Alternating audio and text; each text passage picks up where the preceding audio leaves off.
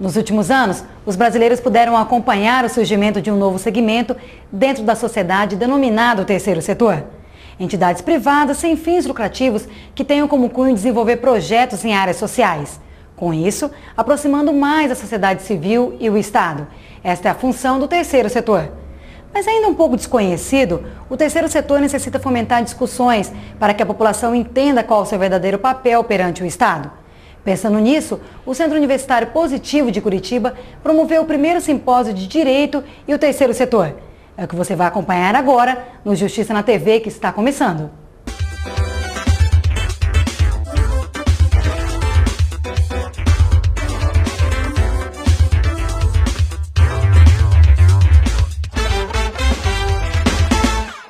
Participaram dos debates durante 3 dias alguns estudiosos do direito no terceiro setor. Convidado para a abertura dos trabalhos, o renomado advogado paranaense, professor Romeu Felipe Bacelar Filho, palestrou sobre o terceiro setor e a responsabilidade civil do Estado. Quando o judiciário passa por uma crise, os movimentos surgem. Quando vocês forem ler alguns autores que tratam do tema, vão perceber, por exemplo, que na França surgiu a escola do direito sentimental, do bom juiz Magnot, a escola do direito justo na Alemanha, a escola da livre indagação. Foram movimentos que se formaram a partir de crises. Crises, por exemplo, no âmbito do Poder Judiciário. Quando a crise é no âmbito do Poder Executivo, da administração pública, surgem ideias. O Kennedy já dizia, e eu até contei isso, está no túmulo dele, essa frase célebre, que se celebrizou: não pergunte o que o Estado pode fazer por você, pergunte o que você pode fazer pelo Estado.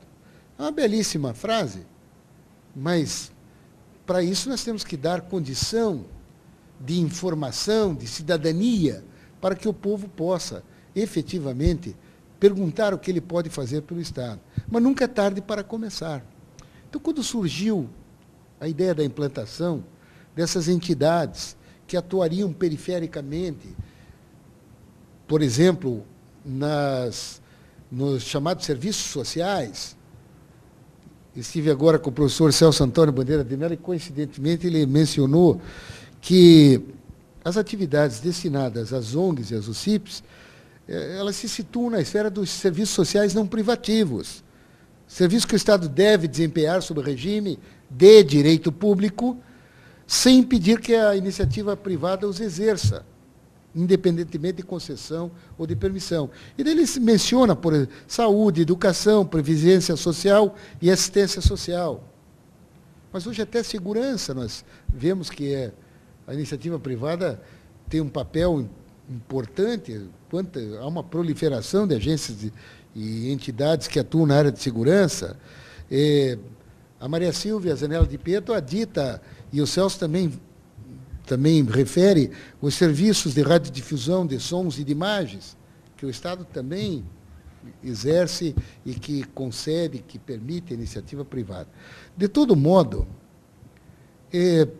primeiro, é necessário que seja fixada esta ideia. Ao Estado cumpre o dever de solucionar as questões dessa área, mas ele pode, de algum modo, aceitar a participação de entidades que tenham este tipo de visão. A Constituição Federal de 1988 já previa, em alguns artigos, a participação da sociedade no incentivo e fiscalização das atividades do Estado no que diz respeito às áreas sociais. Alguns afirmam que, a partir daí, originou-se o terceiro setor. Os participantes têm opiniões distintas sobre. Eu acredito que, na realidade, a ideia de terceiro setor é um pouco mais antiga.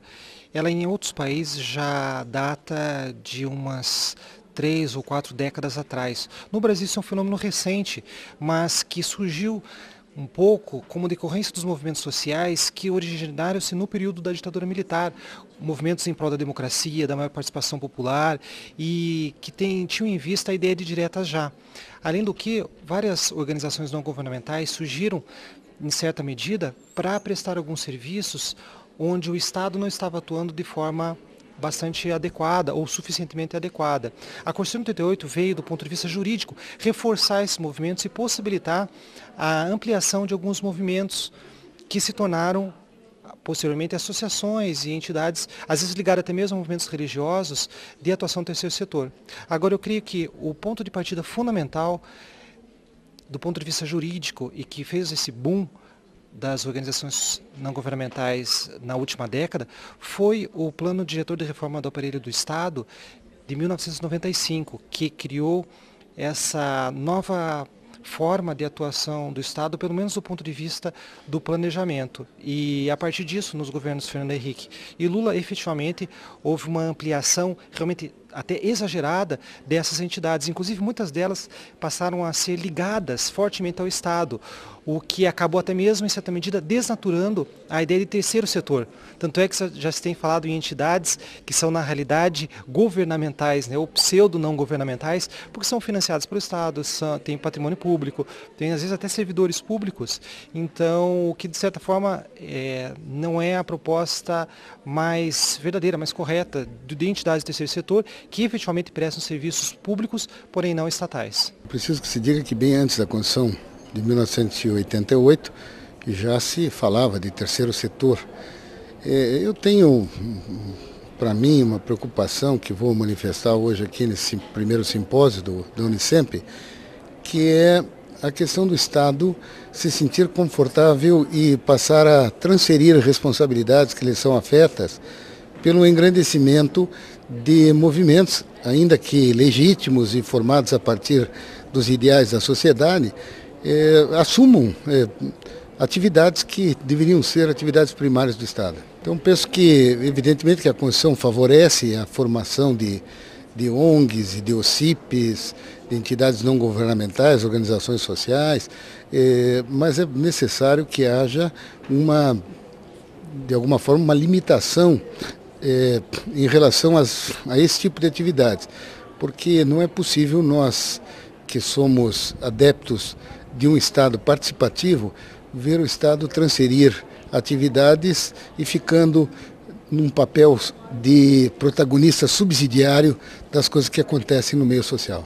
O professor Emerson Gabardo explica como o terceiro setor criou bases no país e como se deu a consolidação perante o Estado. O terceiro setor, ele é não estatal, deve ser surgido da iniciativa privada e devem ser entidades da iniciativa privada que prestam serviços de atendimento à comunidade geral, de interesse coletivo, de interesse difuso, sem finalidade lucrativa, ou seja, com a finalidade exclusiva de promover o bem para os semelhantes a partir de um princípio de solidariedade. Entretanto, o projeto de implementação jurídica do terceiro setor no Brasil foi um projeto que veio de cima para baixo, a partir da regulamentação jurídica que se impôs à sociedade, criando algumas entidades que efetivamente eram estatais e se tornaram no terceiro setor por obra do Estado. Boa parte das entidades, na realidade, a maior parte, ela não é estatal. Algumas são particularmente algumas organizações sociais, OSs. As OCIPs todas, elas são entidades do terceiro setor, criadas na iniciativa privada, mas algumas têm vínculos com o Estado bastante discutíveis, porque na realidade tanto a OS quanto a CIP, elas são apenas títulos especiais, apenas certificados que o Estado oferece a algumas entidades a partir do momento em que elas procuram o Estado, em regra. Parcela das OS, na realidade, são entidades que eram estatais, fundações, autarquias, e que foram desestatizadas, jogadas para dentro do terceiro setor de forma bastante artificial. Essas entidades, na realidade, são pseudo-organizações sociais, diferem completamente daquelas que surgem no bojo efetivamente da sociedade civil organizada.